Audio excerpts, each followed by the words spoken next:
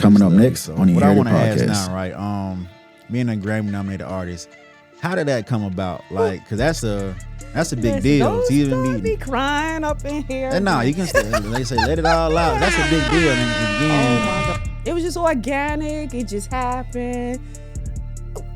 so And then I'm scrolling and I said, what?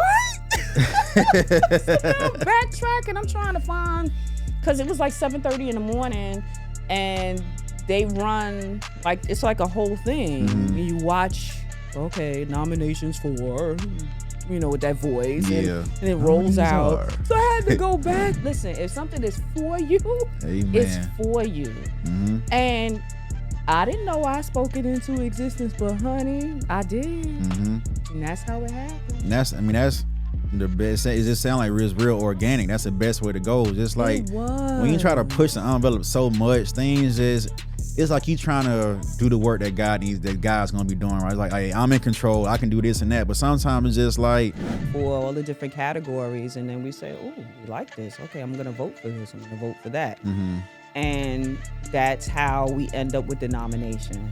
So enough people found that the project, The Fury, it got nominated for Best Contemporary Blues Album. Building a legacy, so watch how you study me. You know it's inherited, ain't no comparison, stacking up guaranteed. Moving so militant, consistent and disciplined. Getting that paper and stacking it up, no time for no chillin', man. Building a legacy, so watch how you study me. You know it's inherited, ain't no comparison, stacking up guaranteed. Moving so militant, consistent and disciplined.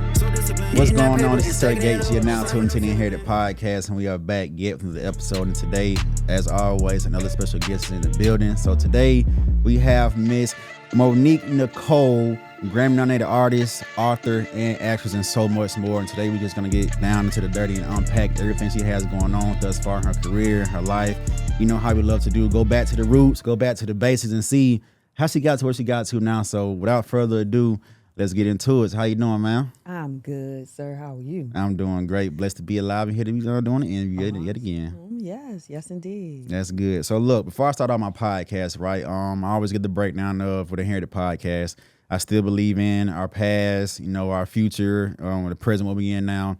Everything that happened to us in life created who we are today. So that's what we're going to do today. Just dive into your history, get some past stories, past instances, and of course, future stuff now. But to break the ice, I always have one question that I ask all my guests before we start, right? And I'm going to answer it as well. So you're not going to be alone in this, but Okay. you're going to go first, right? So today's question is, how do you stay motivated when faced with negativity or self-doubt?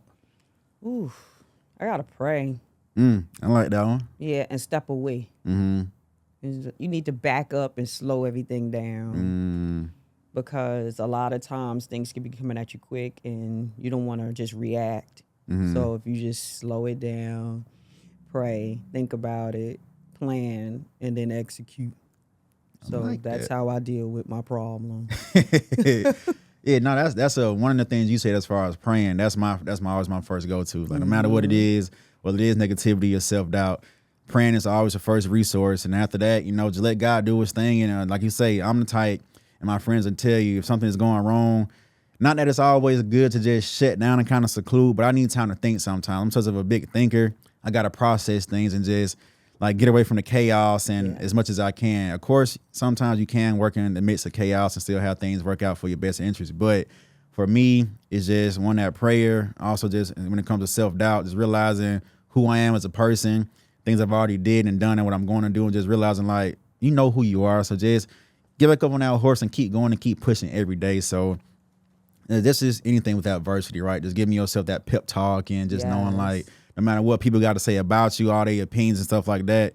Some people are just haters out here, and some folks, they really just don't know your background, where you from, and what you may be going through in life. So with all that, is just like step into yourself and just bounce back and get going. So that'd be my answer to that question. So that's how I avoid that. That's a good answer, and that is something, especially that part, the self-affirmation, and also quieting the noise, because it's noise. Yep. And whatever people got to say about me ain't none of my business. Facts. So, yeah, you say what you want, Yep. but I know where I am and who I am. And that's what you have to remember too. Like, I have to remember who I am, recenter myself. Yep.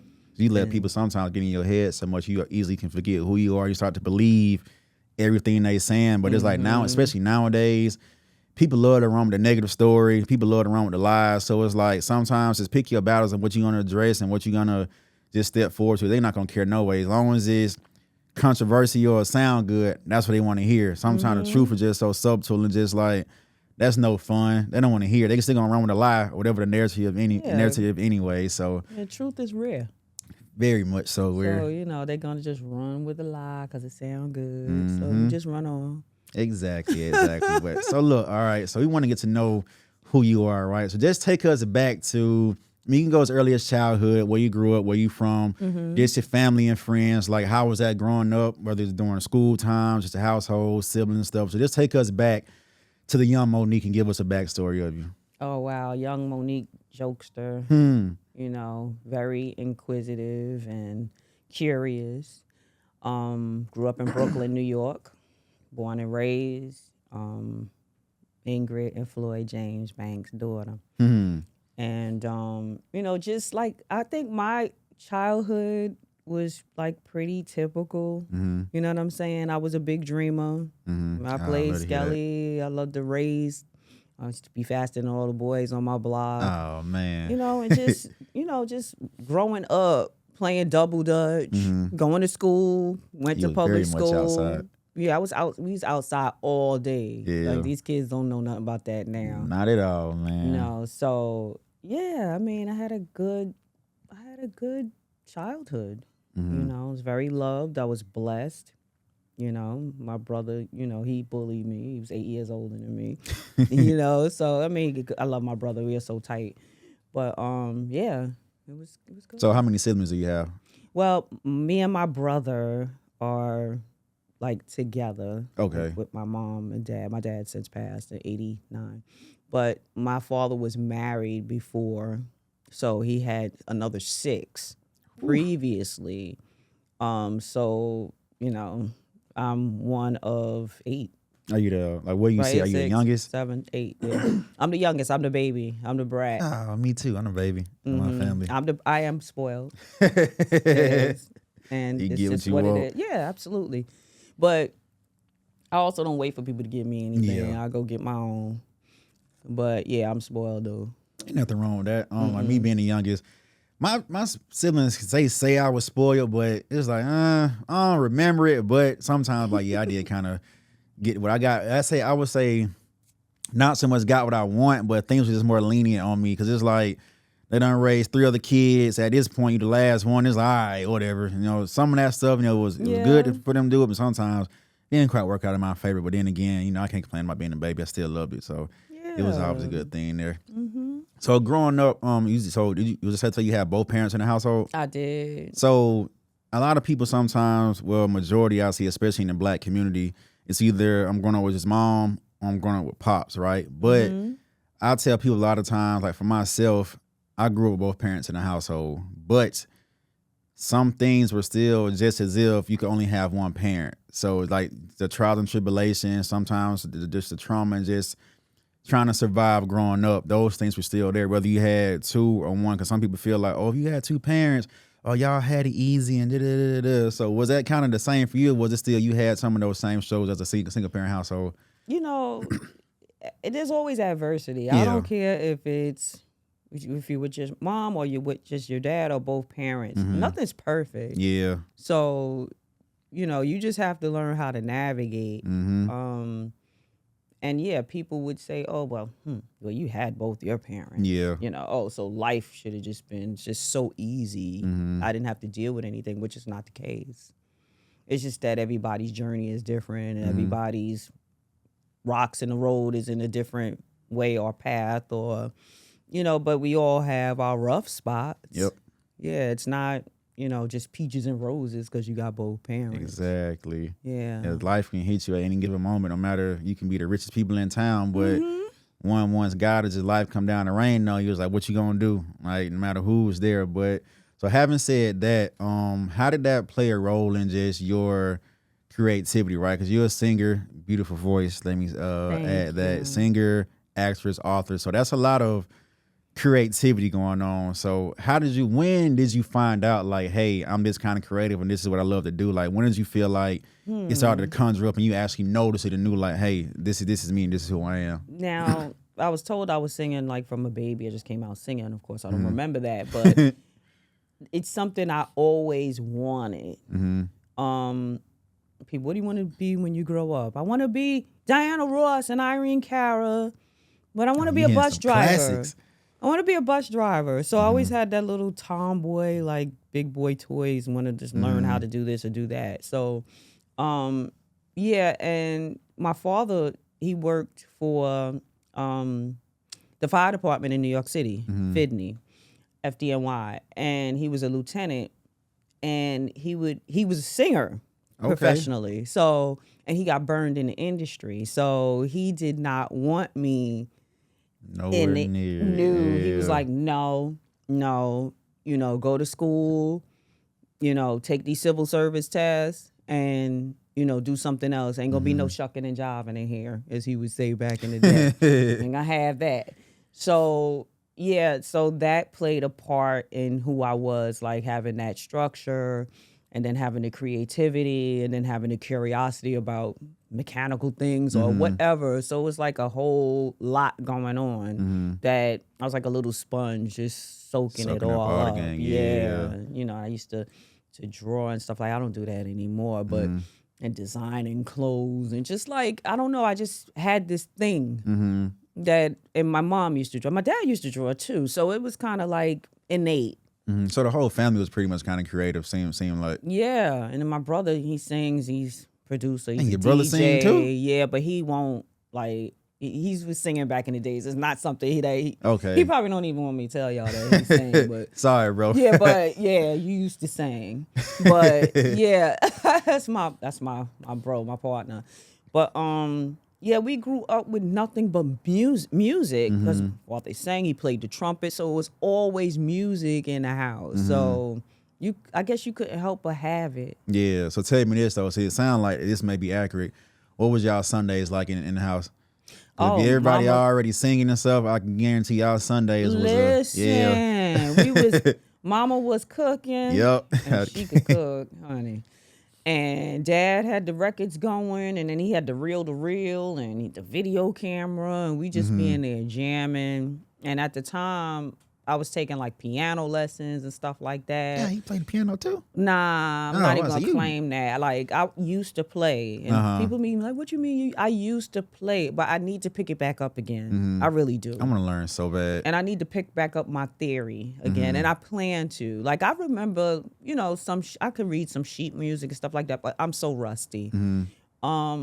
So yeah, Sundays was full of music and then football too. Oh yeah, guys had football on Sunday. My dad had his football on a Sunday, so we were eating good and and being creative. I used to always just sit and just watch my dad sing and then sing with him. And we were supposed to actually cut like some demos together, but it never happened. He passed away when I was 14. Sorry to hear that too. Yeah, it's in the works though, because I got all his demos still. Okay. So I'm gonna go and duet them. I actually got all the tracks made already years ago. I just never got a chance to dig into them.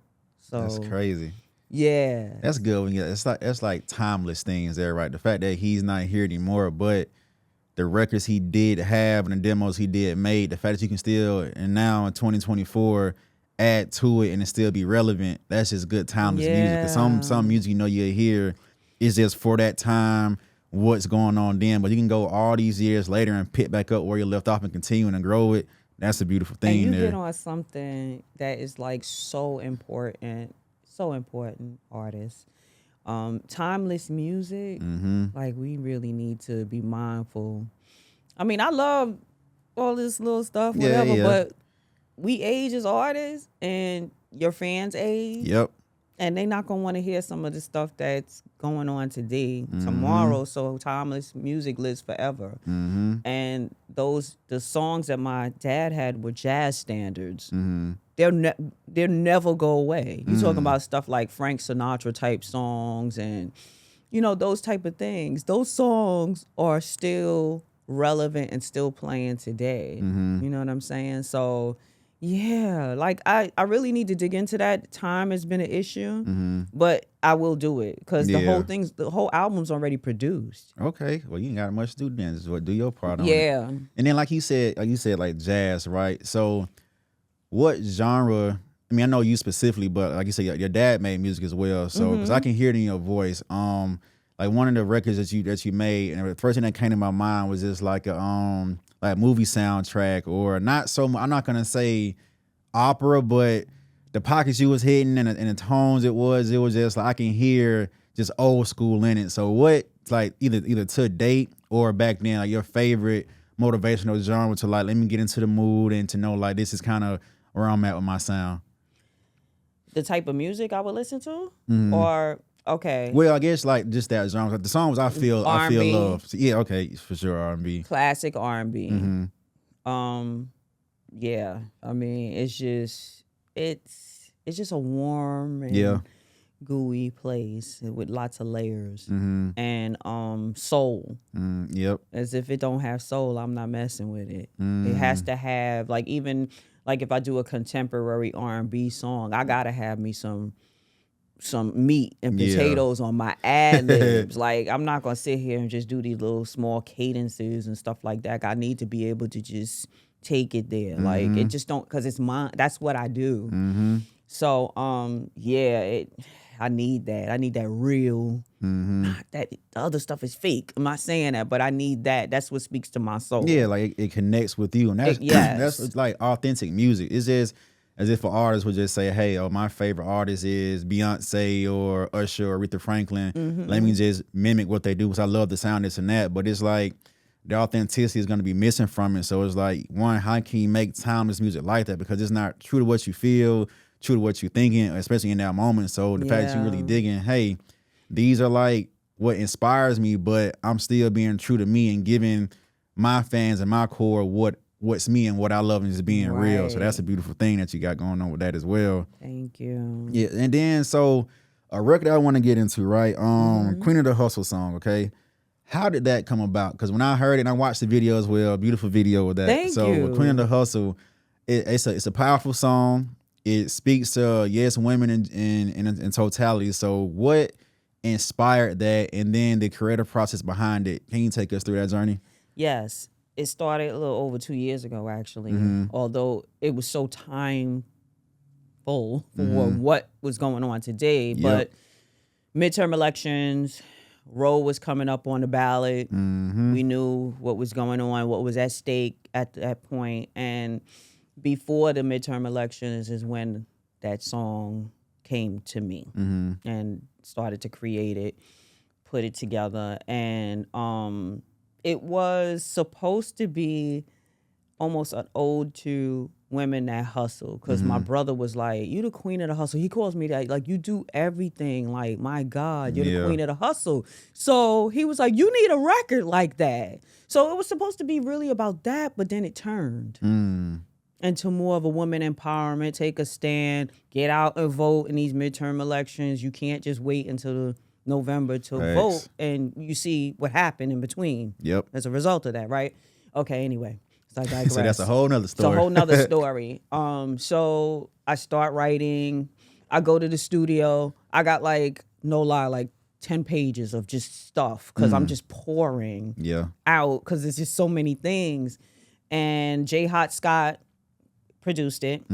He's out here. He's in Columbus, Georgia. And Marco Rich also helped me write and organize it, because it was one of those songs where I was so like, I was too close to it. Yeah. You know what I'm saying? Being a woman and yourself, he's like, all right. He's like, you got too much here. He's like, you got like 5 songs. I'm like, I know. And so we got it together, and it came together, and that's what we have. Queen of the Hustle. Yeah, like I said, so I love it morphed into something else because of what I was feeling at the time, being a woman, you know, having a daughter, having sons, and everyone's my daughters and sons, you know, because it's not just about my kids. Yep. Everything that happens affects everybody's kids. Yep. And, you know, like, what are we doing? What's happening with their future? Exactly. You're rolling back something that was voted into existence in 1973. Now we're going back to, what, the 1950s? Like, It's like I say, it's sometimes, and of course it's always not so good to talk about politics and certain things, but just dealing with that, just the decisions people can make for other people, I think is just crazy, right? And it's just overall, and of course women's rights in general, but it's just like, how is it possible, or how is it just logically just correct for you to say like, hey, because this is how the United States work or wherever they are in the world, we have the power to say, it's kind of like saying you're not a human being or you're not your own soul. It's like because we're at this level in politics, we're going to sit here and say you can do this, you can't do that. And especially when it comes down to the physical personal body, that's just like overstepping boundaries. Like, how do you even just agree and sit with yourself knowing at night, oh man, tomorrow I'm going to wake up and try to create this bill and try to revoke this and go back on that just because I have this power to do so. It's like, well, who gives you the right to do that? And like, why is your mindset the way it is to just say, I'm cool with doing this and whatever happens, happens. Oh, well. But it's like, do you ever sit down and think about your family, your kids, your nieces, nephews, and cousins? Like, it not only does it affect everybody else, but what about your family? And how did they even get behind you to support something like that? So it just boggles my mind sometimes when some of these legislations and these people in politics make certain decisions. I just don't understand it. It's crazy. It doesn't make any sense because, it's very broad. When you speak of abortion, it's broad. A topic, pregnancies, this, that, and just so you're going to let somebody bleed out almost to death before you do something? No, that's not. No, the mother comes first. Exactly.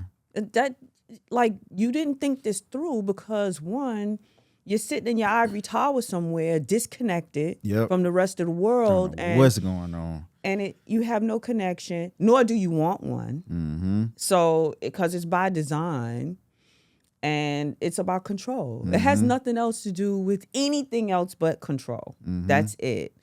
They would love for women not to be able to vote. Like you've even heard about like women not working during this campaign and stuff like that. Like, put us back in the house, barefoot and pregnant. People, man. And, whatever. They're second-class citizens. Yeah. And I even heard, not to cut you off, there was a clip on social media. I can't remember what state it was from, but they were in like the courthouse going over a bill. And the lady was pretty much saying like, sir, what you're trying to get past here is pretty much just like mass genocide and mass murder with one woman and their children, right? She was like, so you telling me that if a young woman or older woman was to sadly get raped by someone, she pretty much can't have an abortion to abort that child, or say if they were molested or raped by a parent or a cousin, like you sitting here trying to tell me that they have to live with this for the rest of their lives and not be able to make a decision to say, hey, I want to keep this child or not. And he was just like, you know how politics go. Well, for lack of better terms, I guess that is like, now of course not answering it up front, but it's just like, how do you, the game, how can you sit with yourself, like hearing that from one, it was a female judge or representative speaking that to him, and just from their point of view, how can you just sit there and just continue like, yep, this is what we want? Like, yeah, but it, like, where are your morals? Where are your values? And where is just your human connection as a person to life to just say, yo, this is wrong. Like, why am I sitting here trying to pass a bill to where I can just let anything happen? Like, that stuff is very traumatic. You don't know what that could do psychology to a woman and just physically to a woman to where it can mess them up for life. But you just saying, like you say, your little ivory tower is like, yep, doing that. As long as my money's still coming in, it is what it is. But that clip just made me so frustrated because it's just like, bro, what are you saying here? Are you actually knowing what you're sitting here talking about? But I feel for it. I don't think it's right at all. But again, it's the one, sadly, the world we live in right now, and two, the United States, just how things are going. It's like, what are we gonna do besides just keep praying and keep fighting and doing the best we can for the future, regardless of who's in office. You just really have to. Everything is collaboration. There's strength in numbers, and I don't want now that we're here, and then everyone now just separates. Like we still have a lot that we need to fight for. Yep. And you have to understand how we got here. Like I said before, with the midterm elections and not having enough people to come out and vote during those times for the smaller offices that are available. And then the next thing you know, they have the majority because we went to sleep. So, just be proactive and active in the times like now. Like, Yeah. because I'm not willing to just sit down and just say, okay, they won. Right. No. What are we going to do? The squeaky wheel gets the oil. Yep.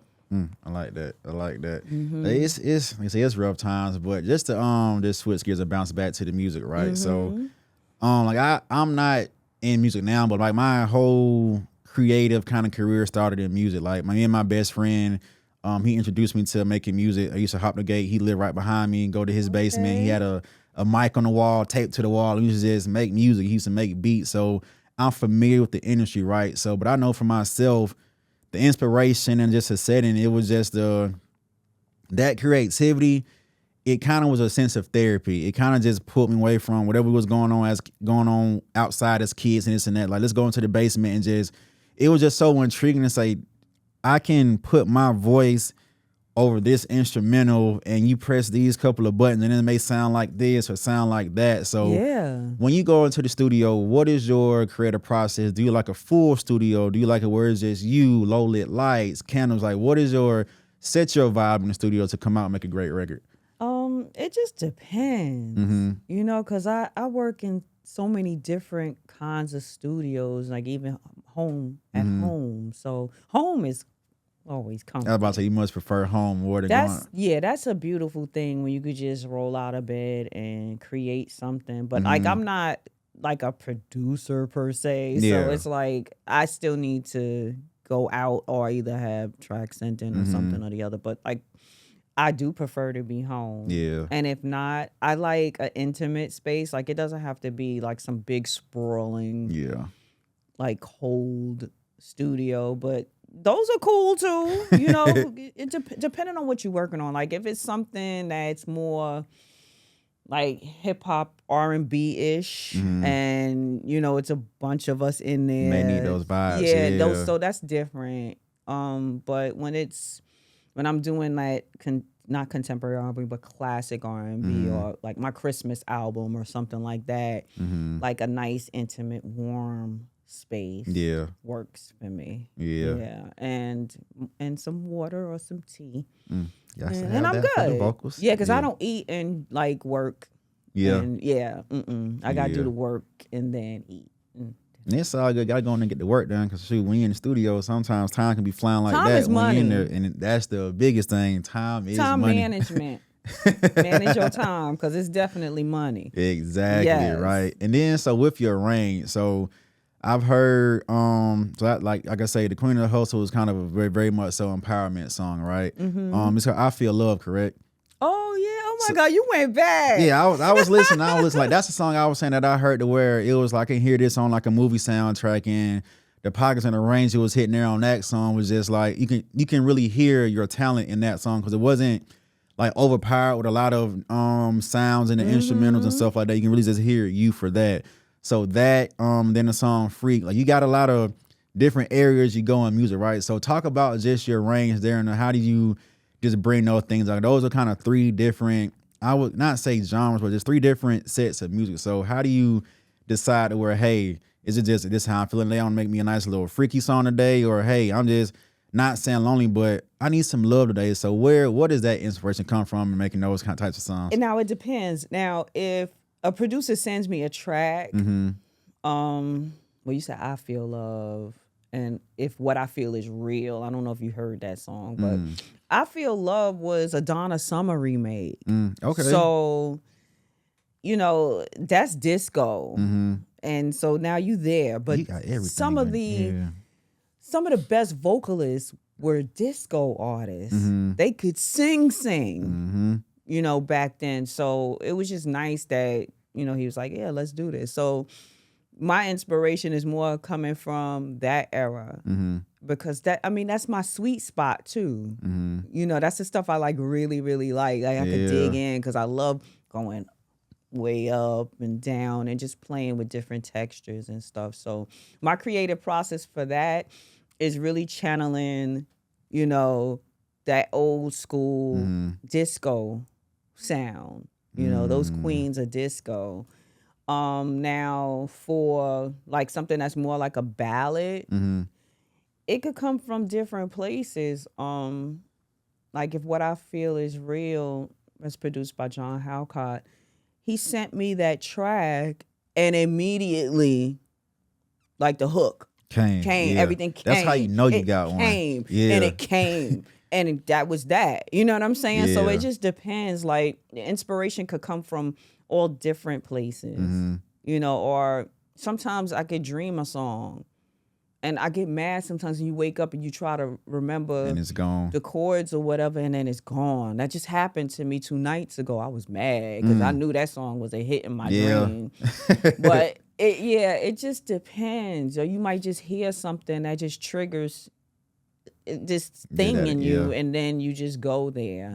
So yeah, it's kind of a mix. Yeah, I can relate because like sometimes me and the guys go in the studio, even though it's just more so a rap, but it's just like sometimes when you think so hard to like write a record, it just sometimes you just lose it. But if you actually just let me not think about what I want to do, but like of course get in tune and tap to whether my emotions that day or what I may have went through that morning or the day before. There's so much current things right now. Go in there. You're going through the productions and you're going through the instruments and soundtracks, and it's like you said, if you can come up with a hook or whatever, as soon as you hear it, go with those sounds. That's how you know that those sonic sounds and the vibrations and the BPMs and all that, it did something to your soul and your spirit to say, hey, we kind of connecting right here, so let's roll with this, and then it's gonna flow and flow. And that's how I feel like this is the best way to do it versus just, okay, this beat may sound good, but did it react to feeling inside of your spirit? Like, did it make you, oh, what's that? Like, that's, man. So yeah, because sometimes it's just not for you. Like, I'll just skip. Oh. What was that? Yeah, I can mess with this right here. You know what I'm saying? And you just fall right in the pocket. You know? If you want to be in the pocket, you can anticipate it, or you could be delayed depending on how you want to do your vocals. You better get on some game real quick. Yeah, it just depends, you know, what you're doing with it. But yeah. So it's nice when you could just draw from the track. Is nice. Yeah. I mean that actually is easier when you have the track, and then sometimes it's just something that pops in your head. So have you ever, like, just for instance, not even with a soundtrack or whatever, you just wrote a song just without the sound and then went to the studio and built off of that? Yeah. So now we go in there and this is what I got. And then, oh yeah, that's nice when you could just build it around the melodies that you've already created. You know what I'm saying? That's that creativity right there, man. Yeah. It's lovely. So what I want to ask now, right? Being a Grammy-nominated artist, how did that come about? Like, because that's a big deal. To even be crying up in here. And nah, you can. They say let it all out. That's a big deal. And again, oh my God, here your flowers for that. Because a lot of people, dreams even be to have their name next to the word Grammy, let alone nominated. So talk about that journey, that path, and how did you get to that point, and how did that come about? Y'all ain't gonna believe this, but I love stories. Just start with that. Y'all not gonna believe this. All right, so Antonio Vergara reaches out to me. He's, oh my God, is he in? He's in somewhere like in Spain or something. God forgive me. And he sent me a song, and he asked me to feature on it. And I was in the middle of like just doing a million things, and I'm like, okay, I know I got time. And then, like, I wasn't. And then he's like, you know what? Let's do this one. He must have knew. It just didn't connect. Yeah. Right? So I did spoken word, right? Submitted it, said it, forget it, moving on, running around. I go on social media and found out I got nominated. Oh, man. I didn't even wake up to watch the nominations come down. I'm a voting member. I've been a voting member for years. And I didn't submit any of my work this past year. I don't know. I just didn't feel like it. I don't know. I can't explain why. I just didn't. And last year was the first year that I did not attend. And I said, I'm not going. And the team was like, why not? I just don't want to go. Been there, done it. Nothing. I love the Recording Academy. I'm just not going this year. I'm not going back until I'm nominated. That just fell out of my mouth. Like I didn't. I Power meant of the tongue. it, Come on now. but I didn't know that I just called it into existence because I said I ain't going back until I'm nominated. Mm-hmm. And then I got nominated for this project that I did as a collaborative effort. Collaborations are definitely king when you could get together and build something beautiful together. Agreed. Let me tell you something. It's nothing like a team that could come together and win. And that's exactly what happened. But on a it was just organic. It just happened. So And then I'm scrolling and I said, what? So now I'm backtracking. I'm trying to find, because it was like 7:30 in the morning and they run, like, it's like a whole thing. You watch, okay, nominations for, with that voice. Yeah. And it rolls Nominees out. are. So I had to go back and I watched it. I'm like, oh my God, clutch my pearls. Lord have mercy. Not clutching the What? I was like, oh. So, it was just like on a humble. But that's how it happens. Listen, if something is for you, Amen. it's for you. And I didn't know I spoke it into existence, but honey, I did. And that's how it happened. And that's the best. It just sounds like it's real organic. That's the best way to go. Just like when you try to push the envelope so much, things it's like you trying to do the work that God needs, that God's gonna be doing, right? It's like, hey, I'm in control. I can do this and that. But sometimes it's just like, I'm gonna do my part. I usually just sit back and just being humble and then look what happened. And you spoke that. Happened. And like I'm very like simple. Like, you know what I'm saying? I'm believe it or not, I'm an introvert. I'm a lot to myself. Same. I'm very happy in my corner. I don't, it's cool, like the whole artist thing. But I mean, that's that. Yeah. And then there's me. So it's like, that was like huge. Like, oh my. So what was those emotions like? I can only crazy. imagine I'm asleep, waking up. Yeah, just going on with my day. Right. I'm just going on with my day is normal. And then, like, man. I said, nah. Not me. Yeah, but nah, like, whoa. Like this? So what comes next after that, right? Because I don't know the process as far as like, even it being like a voter and stuff like. So this is kind of break down one getting nominated, the process of that, and also like being a voter. Like, how did you come about being able to be a voter for the Grammys and stuff as well? Okay, so those of you that are creatives in the music business are professional. They got two memberships. One is a professional membership. So if you work like as a manager or PR or whatever, as artist support, whoever's in the Recording Academy could write a recommendation for you. So now it's recommendation based. So you need 2 recommendations. It could be a non-Recording Academy recommendation as well.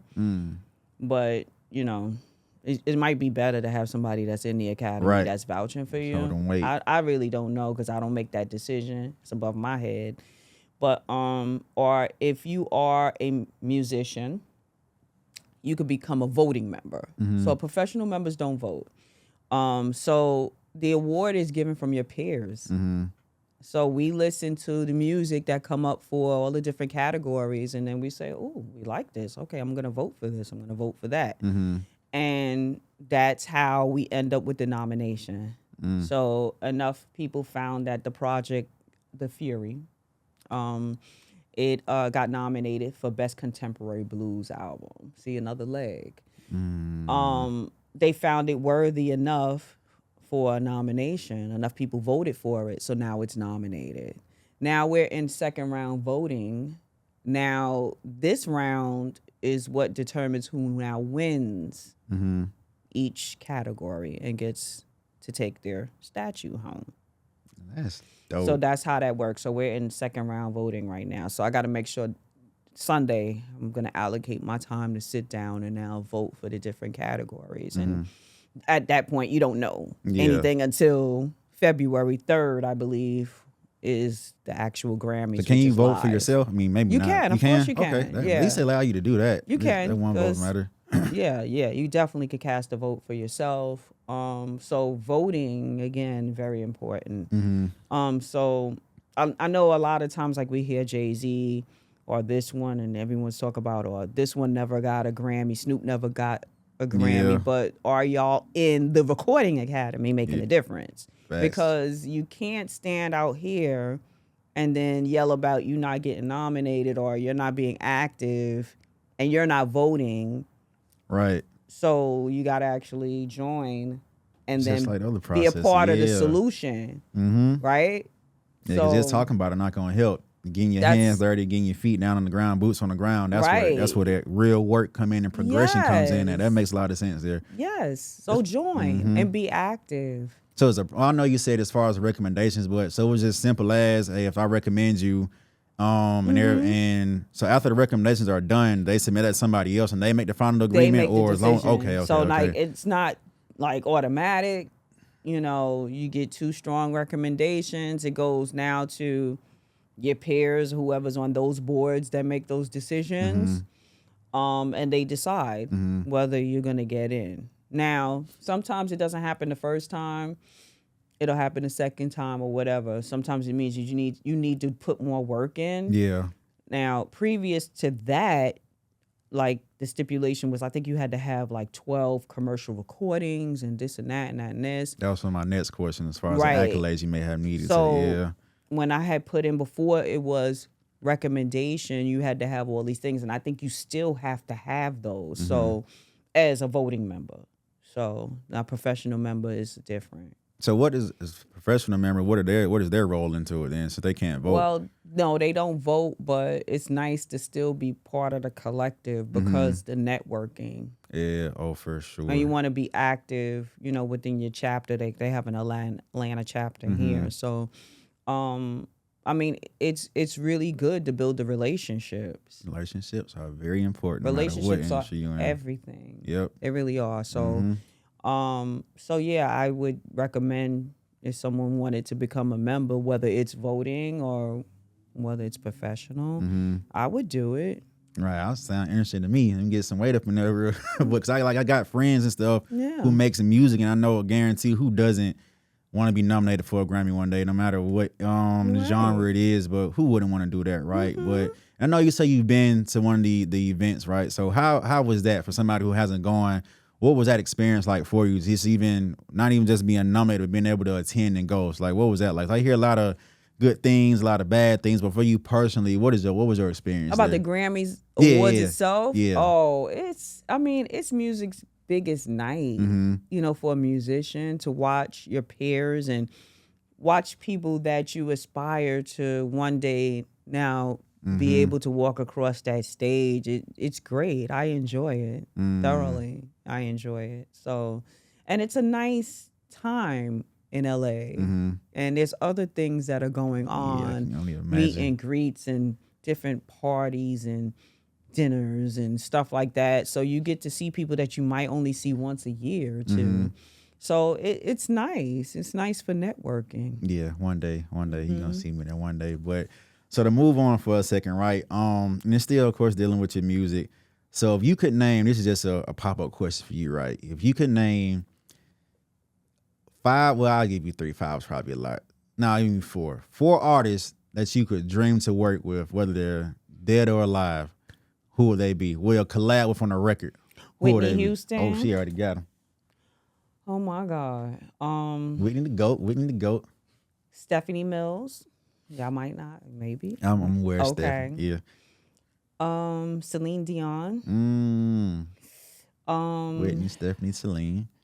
One more. Who is it? Because if you go on that route, I'm thinking about a name that you probably Luther would. Vandross. Oh, okay.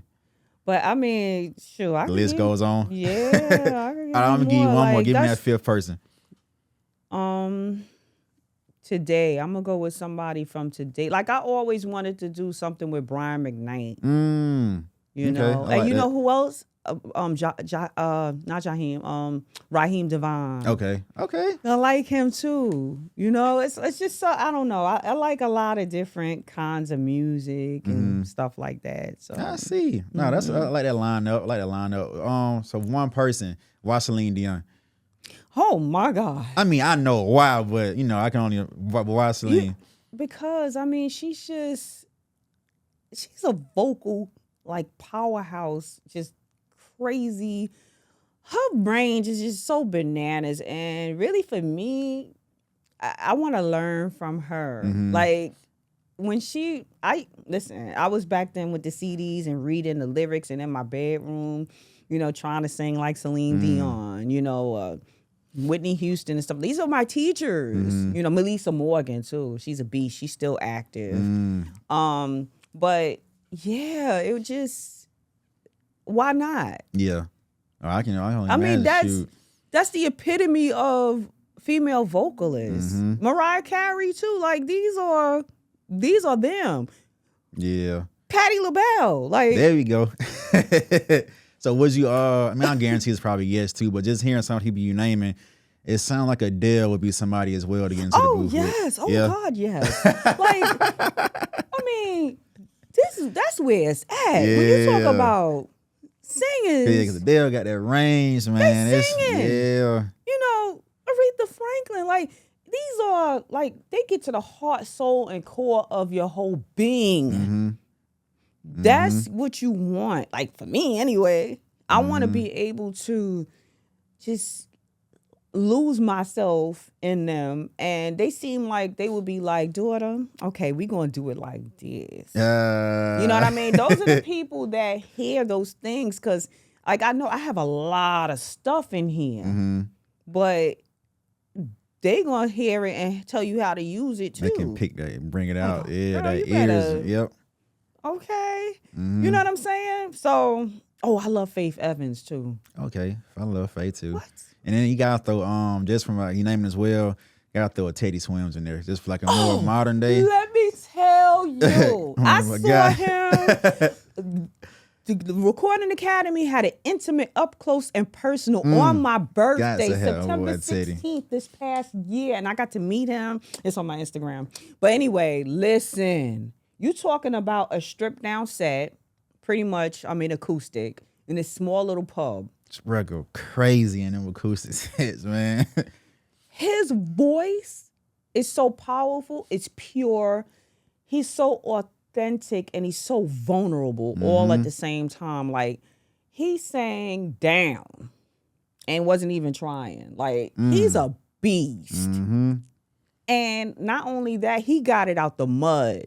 You can tell. He got it out the mud. He started and he is so like, man, listen, I could just go on and on and on. I guarantee Y'all go it. ahead and y'all go find some of his old stuff, which he says was terrible when he was doing like thrash metal or whatever and stuff Man, like that boy in these can different bands. But sing. artists, this is how you learn your craft, by trying different things, trying and failing, seeing where you fit. But all of those different things and styles that you learn and you put it into one, that's what you got with him. That's that creativity. So I remember the first time I heard of him, of course it was just off random. I was on Instagram and scrolling. It was a video.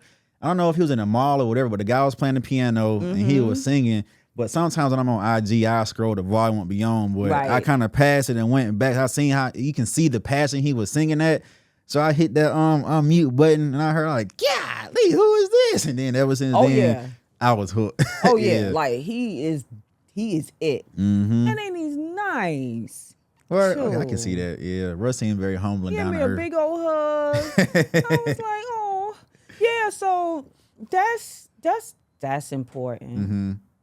Yeah. It's what they say. It's more important to be nice than to be important. Or what was this the saying? I can't remember the whole thing, but I understand the gist of it though. Yeah. 'Cause it's like, who wants to? You can have all this and have all that, but if you're not likable, and well, let me say this, not just influence, but positive influence. Who gonna wants to learn from you, be around you, listen to you, take advice from you? If you Nobody. just this arrogant, egotistical person, just because you know you the shit, and it's like, I'm already hearing you there, but you gotta strip yourself of all that. Yeah, because people are people at the end of the day. You know, I don't care how rich you are. I don't care whatever you have. At the end of the day, those are things. Yep.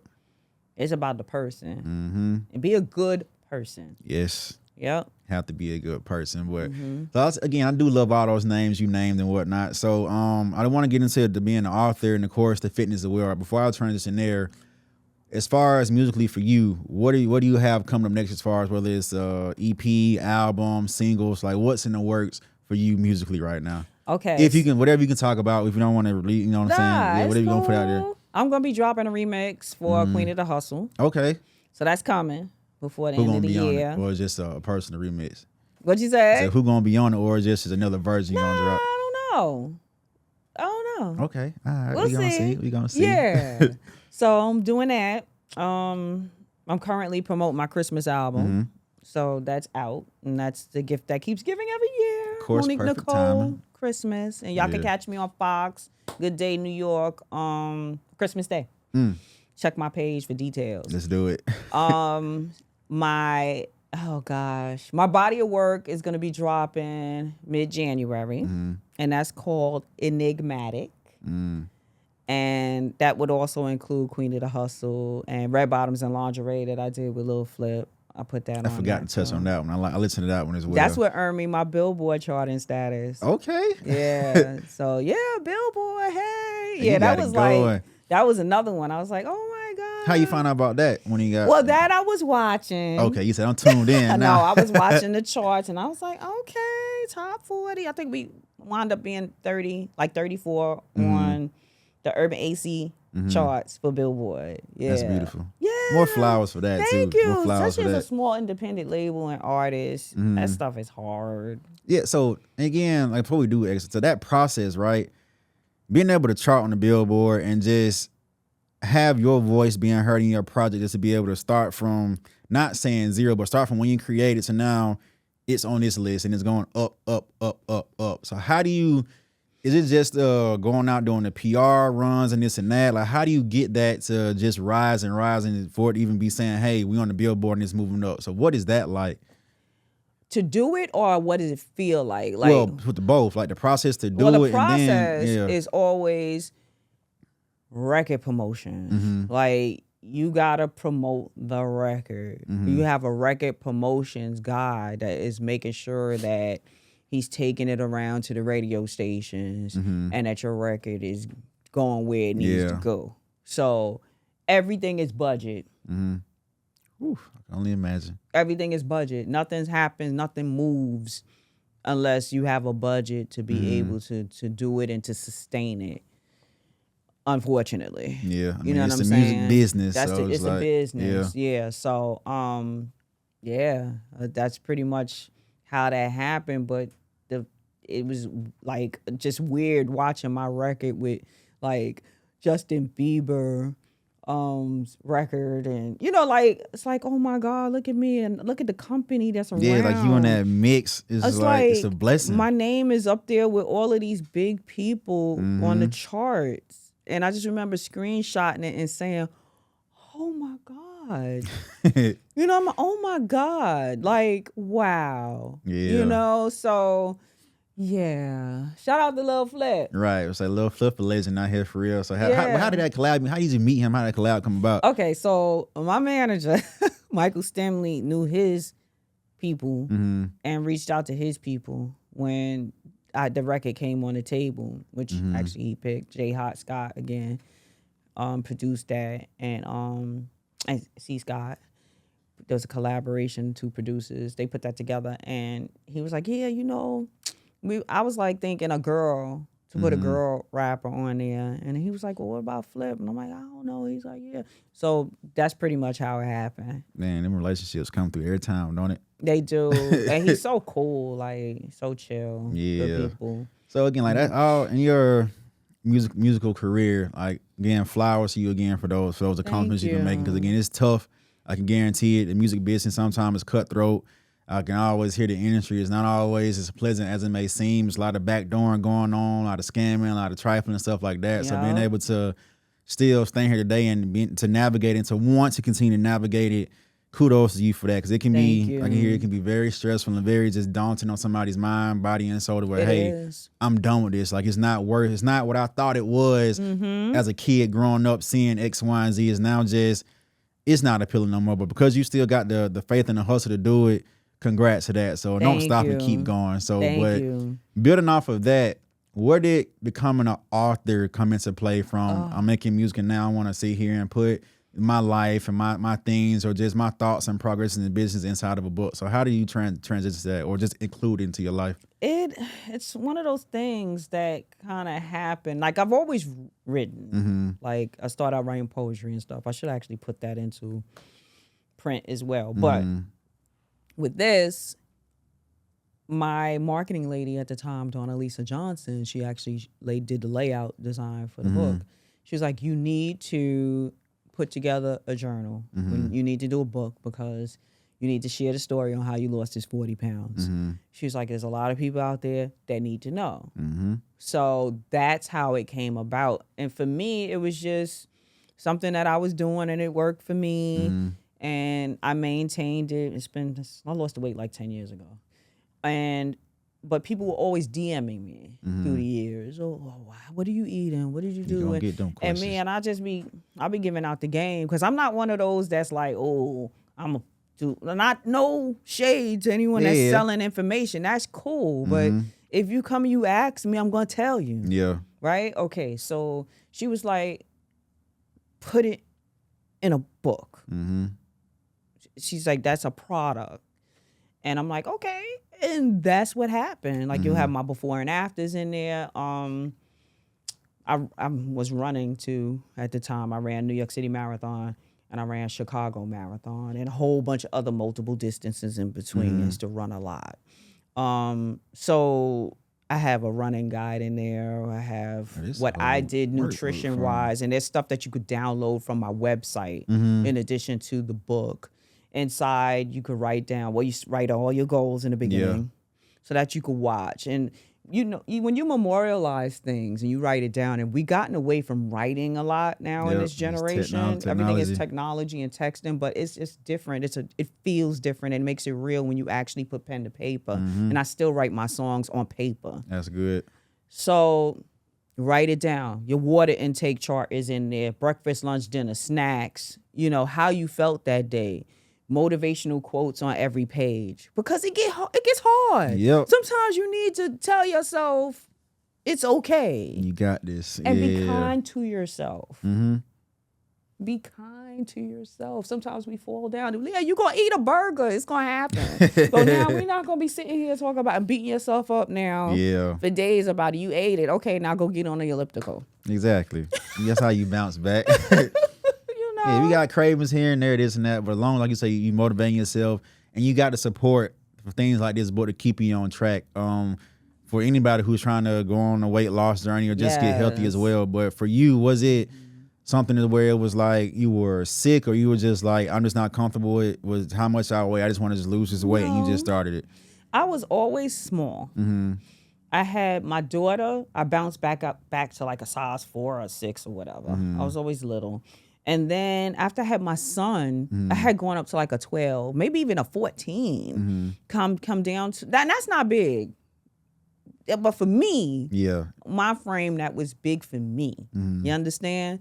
So I said, nah, I can't. I don't even know who this person is in the mirror right now. You know what I'm saying? So I said, okay, I'm going to get me an elliptical. So got the elliptical. That's West. And I got on there 3 times a week for a half hour.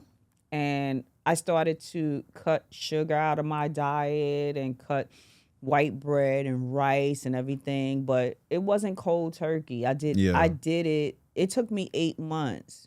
You want to know why? Because there's no quick fix to weight loss. Weight loss is a lifestyle. Exactly. So in order to adapt it as a lifestyle, it takes time to fall into a lifestyle. You can't just turn it off and on like that. That's that discipline. Yeah. But you have to build towards that, right? So I'm not into the quick fixes because you're just gonna bounce right back. And then a lot of times when you do the quick fix, you wind up bigger than what you started when you lost. You know what I'm saying? So you gotta, and listen, you do what works for you again.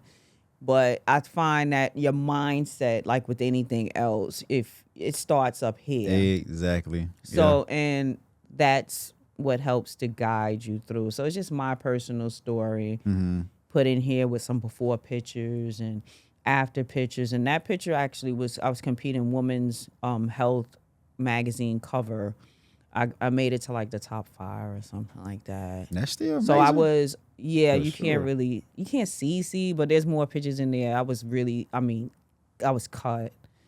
I'm not cut like that anymore. I had really gotten I was too small there for me at that. Yeah, I was really small, you know, so, and then depending on what I'm doing, like music wise, like when I was shooting a video for Red Bottoms and Lingerie, I wanted to have a little bit more like cushion.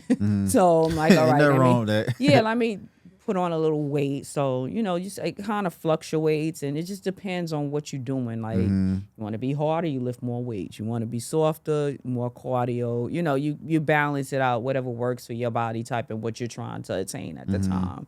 So understood. So a Simple Fitness Journal. Make sure y'all get a copy of that as well. Where can they find it at? Amazon. On Amazon to grab that. So the one thing you said right there, I love to touch on. You said mindset.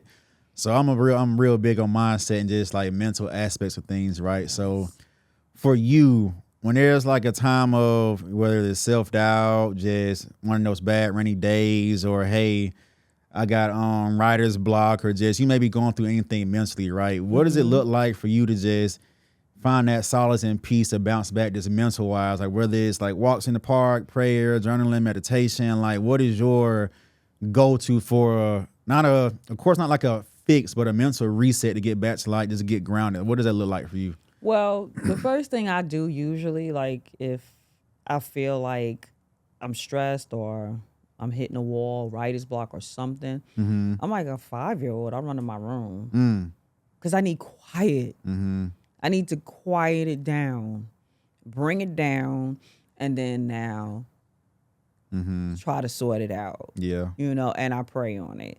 Exercise helps too. I hear that a lot. That helps exercise a relieve a lot of lot. stress. Yeah. It helps to relieve the stress. So yeah, I gotta find my quiet corner.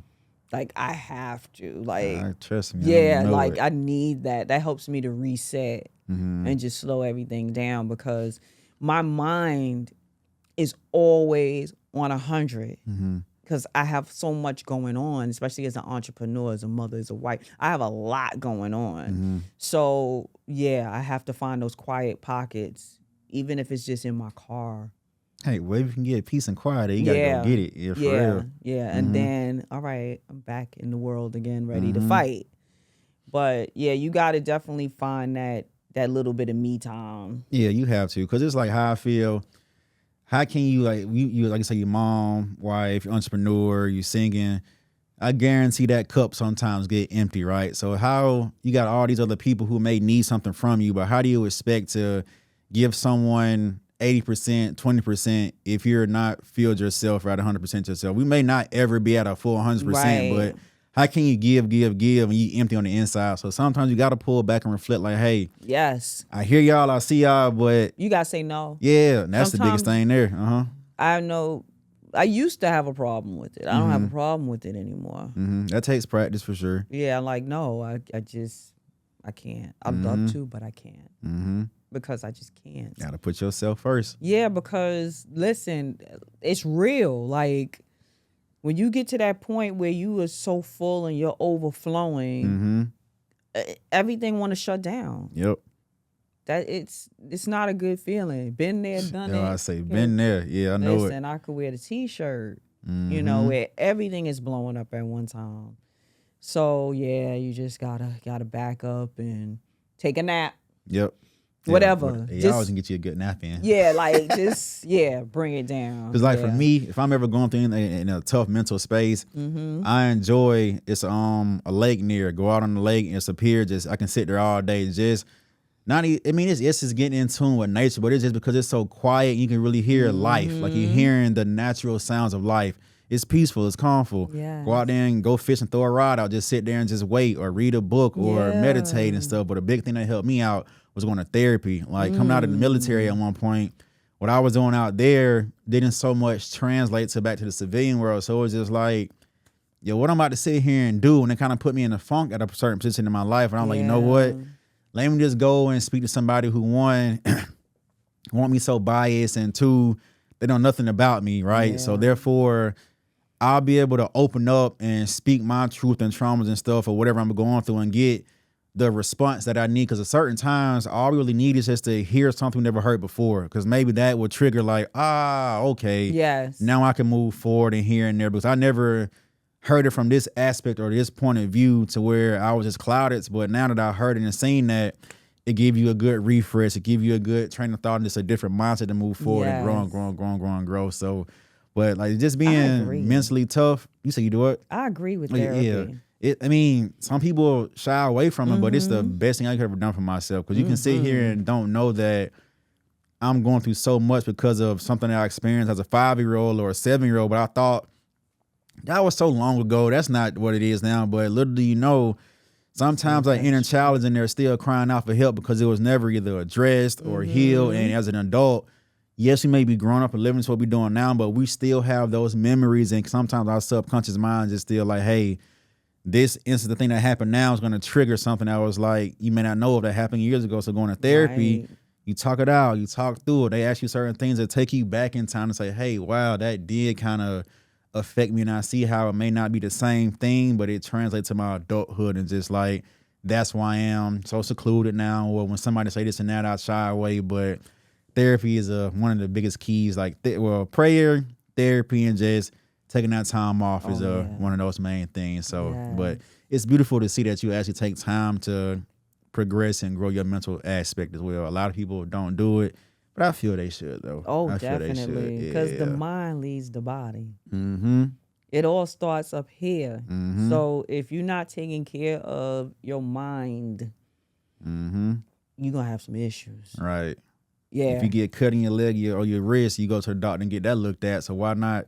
Your mind and your head is the same thing as the rest of your body. You got to take care of it like you was to break your leg. So all makes sense. All makes sense. But so before we get up out of here, right? I love to ask my guests, because you never know who's watching this podcast, right? Maybe a young girl, young boy, older, younger, whatever it is. So, and they may have interest into the path you have chosen in life. So if you could, what advice would you give them, whether it's advice, motivations, pointers, or tips, either way, it's like navigating the music industry or writing their first book? So what could you tell them to help them out to get them up off their butt or just to get them in a good space to get going?